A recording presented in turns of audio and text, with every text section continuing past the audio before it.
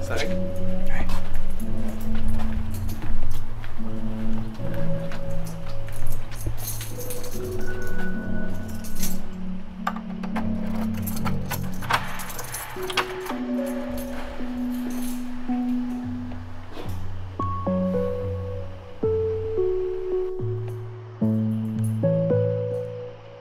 Ça dit quoi l'équipe? Pour ceux qui me connaissent pas, moi c'est Théodore.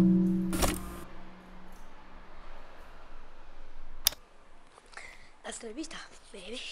Ça recommence la série. Hasta la vista, baby. Juste pour le fun. Non, je déconne, c'est mon frère qui a fait ça. Donc, je vais appeler ces vidéos juste pour vous montrer. J'ai commencé YouTube, j'avais 10 ans. Juste pour ça. 10 ans mec. Je ne rigole pas.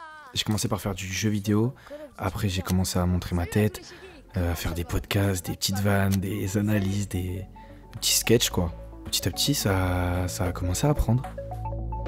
Et sur ma route j'ai eu la chance de rencontrer plein de gens. À 14 ans, je rencontre Mastu. Je dois dire que la vérité, seulement la vérité. Moi c'était un gars que je connaissais déjà, il avait percé à l'époque, il avait 13 ans, 14 ans, je sais pas. Puis on commence à discuter, après on s'est vu en vrai, on a tourné ensemble, c'était le premier youtubeur avec qui je fitais. Voilà, donc mon petit frère quoi. Et puis le temps passe, chacun fait sa route, on se perd un petit peu de vue. Ça dit quoi? Viens quoi la team? Et un jour il m'a appelé. Hello mon gars, ça va ou quoi? Bah écoute, petit vocal, tu te souviens quand je t'ai parlé du local qu'on voulait prendre sur Angers avec Jordan? Bah on a les clés de ce local, et en fait il y a un truc dont je t'ai pas parlé, c'est qu'on aimerait bien que tu rejoignes ce local avec nous sur Angers.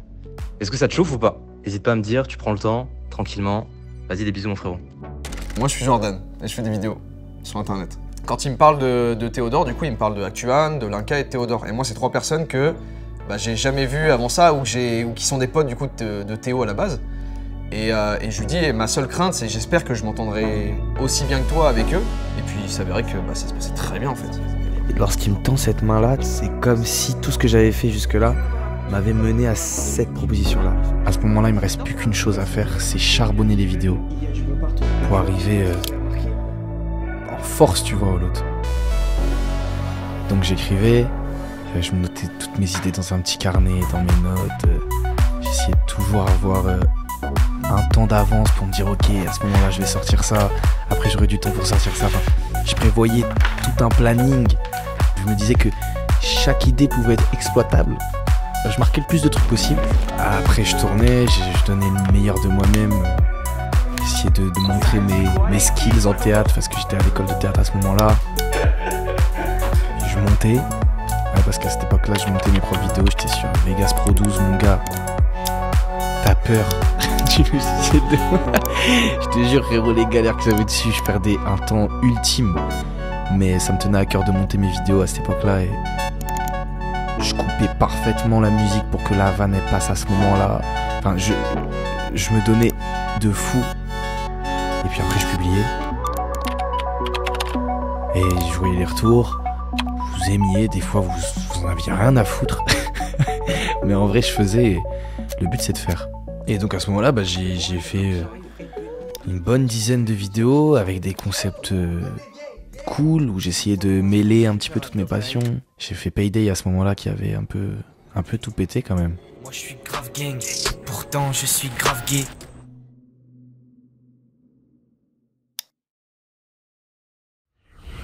L'équipe.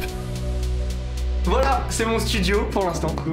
Le but avec le projet du Lot, c'était d'être entouré de plein de créateurs différents et surtout d'avoir une ambiance plus pote que taf professionnel. Il y a une émulsion créative assez exceptionnelle parce qu'en fait on se croise tous les jours, on a tous plein d'idées et en fait juste on a envie de tout casser. Ça paraît assez irréel quoi ce qui se passe. C'est dingue, ça filme tout le temps en fait. Moi à ce moment-là je vis juste un rêve. Mais franchement je pense que personne n'est prêt à l'ampleur que ça a pris. Il s'appelle Théodore. Oui, c'est Théodore. Je suis tellement la tête dans le guidon que je regarde pas trop tôt. Mais je me rends bien compte que c'est en train de se passer, mais je suis en train de réaliser mon rêve. Donc c'est pas le moment de décélérer. Moi en vrai je profite de tout ça. Je passe assez vite le premier million, puis le deuxième. J'en profite pour voyager pas mal. j'ai envie de voir d'autres choses. Mais quand je voyage, je travaille, en vrai, je tourne. Et je suis invité par tout le game. Donc c'est magnifique parce que moi, c'est des gens que je suivais d'avant et qui m'ont inspiré, qui m'ont donné aussi l'envie d'arriver là où je suis. Je tourne des vidéos avec des gens que je kiffe, qui sont devenus par la suite des amis. Je réalise même pas ce qui se passe, tu vois. Et c'est vraiment Jonathan Cohen qui rigole à mes blagues là. Elle est belle l'histoire. Il a été propulsé, il a eu une explosion de fou furieux. On avait tourné une vidéo ensemble, il a pris genre 100 000 personnes en une semaine. Quand tu remets dans le contexte 100 000 personnes, devoir subir toute cette pression et tout, c'est quand même particulier. Et outre cette dimension aussi de péter et d'être aimé, il y a aussi découvrir les premiers haters, l'addiction aux chiffres. Frérot, les stats. T'en deviens malade. Mais c'est maladif, hein, vraiment. Et tous ces trucs-là de merde, de statistiques, de revenus, ah, il faut faire ça pour toucher tel type de personnes. Ensuite, ah, ça a moins marché, donc ça, je vais y ralentir. Bah, ça, en fait, ça te bouffe le crâne. La gueule de mes cernes, frère. C'est plus des cernes, c'est des faux sceptiques. Et en fait, ça s'arrête jamais, la course. C'est-à-dire, je tourne, je suis là, je suis à droite, à gauche, je suis en tournage avec tel, je suis avec telle personne, ensuite je dois aller dans tel pays, ensuite je dois tourner, je reviens au l'autre, je reviens, je dis, hé. En fait, je suis mort.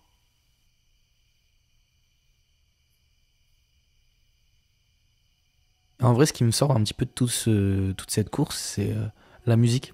À ce moment-là, j'apprends en profondeur à m'enregistrer moi-même. Et ouais, en fait, je fais du son. Et je passe de plus en plus de temps avec mes frérots, ma famille, tu vois. Là, j'arrive à ce moment-là à me refocus un peu. J'ai l'impression d'avoir gagné, en fait, la course. Ou tout du moins, j'ai pas forcément envie de la gagner, cette course. J'en sais rien. Le temps a fait que les gars, ils avaient leur propre projet. Et du coup, Mastu, il m'a annoncé que le lot, ça allait se terminer. Pour plein de raisons que eux vous ont expliquées et qui vous expliqueront mieux que moi. On est tous arrivés à des moments de notre carrière, je trouve, où il y avait plein de possibilités, plein de portes qui s'offraient à nous, et du coup la question c'était, qu'est-ce qu'on fait quoi? Est-ce qu'on fait un truc tous ensemble? Est-ce qu'on a tous les mêmes envies aussi? En fait, moi, ça faisait un moment que j'étais plus trop à Angers, parce que, mon appartement, hanté, par exemple, et puis 1000 autres raisons en vrai. Moi, j'ai toute ma famille à Paris, et puis j'avais plus les mêmes ambitions et envies sur YouTube, tu vois. Donc au début, le fait que ça se finisse, ça m'a pas atteint plus que ça, parce que, tu vois, c'était la suite logique des choses. Mais je t'avoue que quand j'y suis retourné pour dire au revoir aux gars, bon, c'est pas des adieux, hein, mais pour tourner la page, disons, ça m'a un peu fait un truc. Quand j'ai revu mes 2 studios, tout ça. Là, on est dans mon premier studio au lot. Un désastre, finalement. C'est devenu... C'est un peu fun parce que... Donc c'est moi qui... Je crois que je suis le dernier à faire mon studio au lot. Et tu sais, il faut l'annoncer un petit peu au meilleur moment. Donc on se dépêche et tout. Et j'ai jamais mis la porte. J'étais un escroc de A à Z.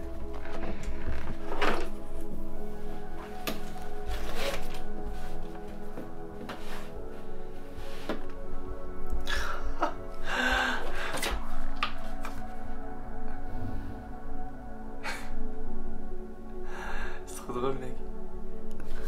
C'est un clip en slip. Mec, faut regarder cette photo.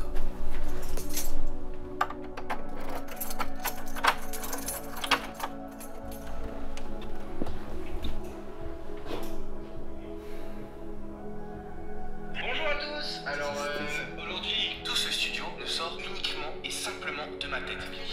C'était beau, hein?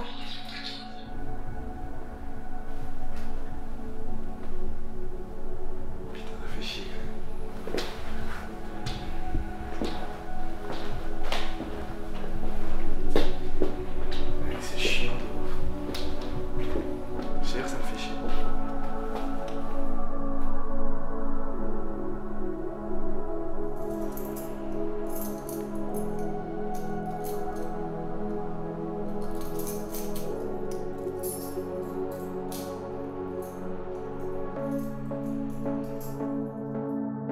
Ça me laisse des souvenirs de fou. Même quand je regarde les vlogs, quand je regarde le lancement du LOTS, le moment où on met les vidéos en ligne avec le champagne et tout, j'adore, j'aime trop. C'est des beaux souvenirs, ouais. On en sort tous grandis parce que c'est un projet qui nous ressemblait tous. Parce qu'il n'y avait pas d'ADN de base, on l'a tous créé sur le tas, l'ADN du LOTS. Donc en fait, c'est chaque personne qui a donné un peu d'essence et de sens au lieu. Ça m'a tellement apporté, mais tellement en joie, hein, en bonheur, en rencontre, en folie. Enfin, c'est la vie que j'ai toujours rêvé de vivre en fait.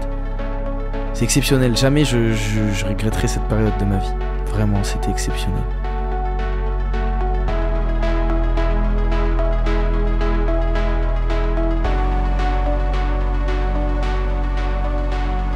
Donc maintenant, place à autre chose. Ça veut pas dire que je vais arrêter YouTube. Moi, j'ai toujours envie de partager des choses.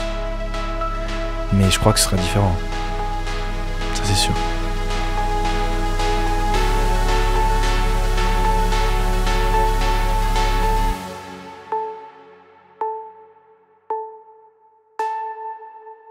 À bientôt.